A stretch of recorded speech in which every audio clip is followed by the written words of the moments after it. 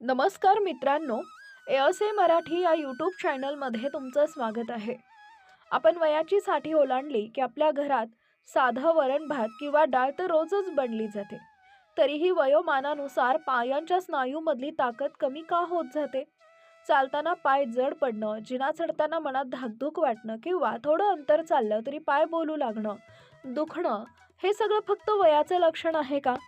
हे ऐकून तुम्हाला कदाचित नवल वाटेल, पण याचं खरं कारण डाळीची कमतरता नसून त्या डाळीचा किंवा वर्णाचा शरीरातील स्नायूसाठी, मसल्ससाठी योग्य प्रकारे वापर न होणं हे आहे.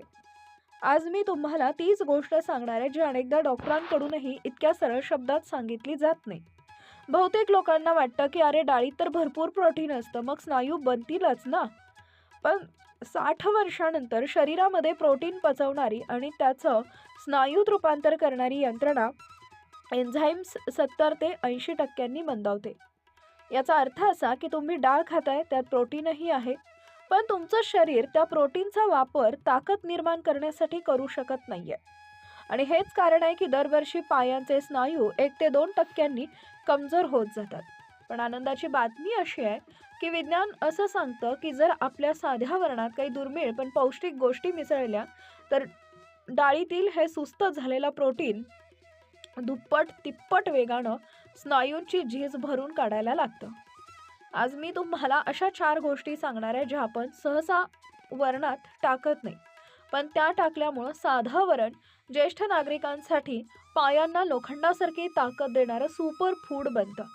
यातली चौथी गोष्ट तर सर्वात जास्त प्रभावी आहे, जी आपल्या ओळखीची आहे, पण आपण वरणात वापरत नाही. सर्वात आधी एक छोटं काम करा. कमेंटमध्ये मला सांगा की तुमच्या घरी रोज कोणती डाळ शिजते. तुरीचं वरण, मुगाची डाळ की मसूर? यामुळं मला समजेल की महाराष्ट्रातील आपली ज्येष्ठ मंडळी नक्की काय खातात आणि त्यानुसार काय बदल करावे लागतील. आता डाळीचं विज्ञान अगदी आपल्या साध्या मराठी भाषेत समजून घ्या. डाळीतलं प्रोटीन स्नायू तेव्हाच बनवतं जेव्हा ते शरीरात ॲक्टिव्ह होतं. पण साठीनंतर पचनशक्ती कमकुवत झाल्यानं 40 ते 50% प्रोटीन शरीरात वाया जातं. म्हणूनच डाळ खाऊनही पायात रान राहत नाही. मी सांगत असलेल्या या 4 गोष्टी डाळीतल्या प्रोटीनला अनलॉक करतात, ज्यामुळे डाळ स्नायूंची फक्त दुरुस्तीच करत नाही तर त्यांना मजबूतही करते. चला तर मग आता या महत्त्वाच्या बदलांकडे वळूया. पांढऱ्या तिळाची पूड. पहिली गोष्ट आहे पांढरं तीळ. हे काही साधं साधं तीळ नाहीये.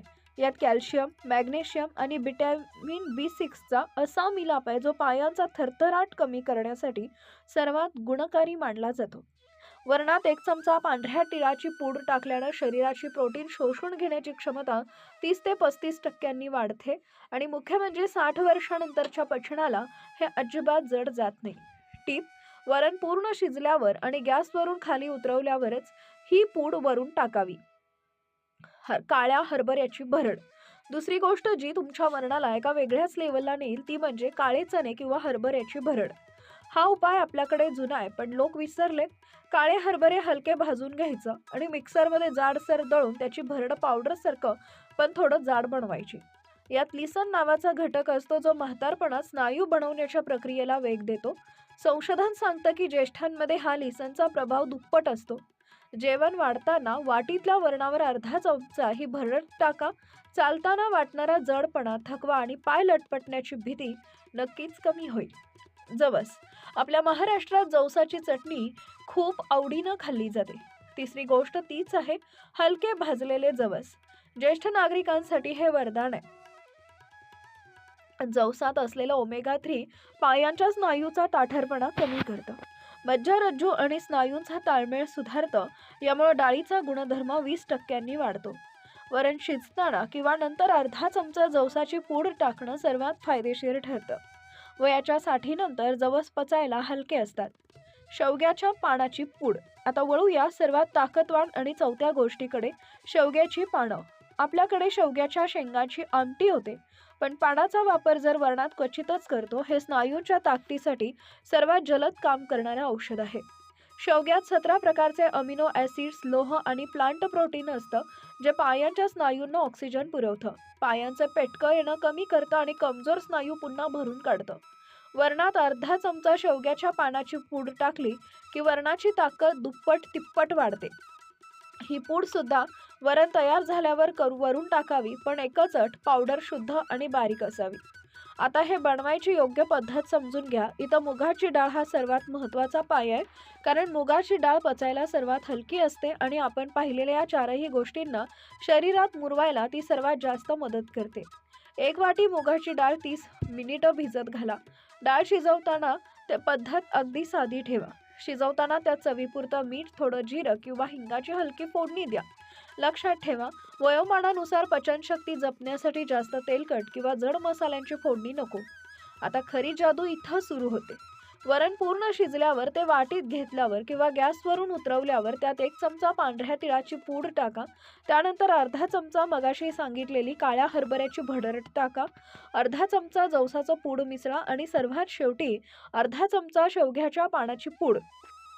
मोरिंगा वरून भुरभुरायची आहे. आता हे वाटीतलं वरण फक्त साधं वरण राहिलं नाही, हे तर स्नायूंना ताकद देणारं, शरीरात लगेच शोषलं जाणारं एक पॉवरफुल जेवण बनलं आहे. कोण आणि कसं खाऊ शकतं? वयाच्या 60 नंतर रोज 1 वाटी हे वरण खाणं सर्वात सुरक्षित आहे. ज्यांना मधुमेह किंवा रक्तदाबाचा त्रास आहे ते सुद्धा हे बिनधास्त घेऊ शकतात. फक्त प्रमाण सांगितल्याप्रमाणेच ठेवा.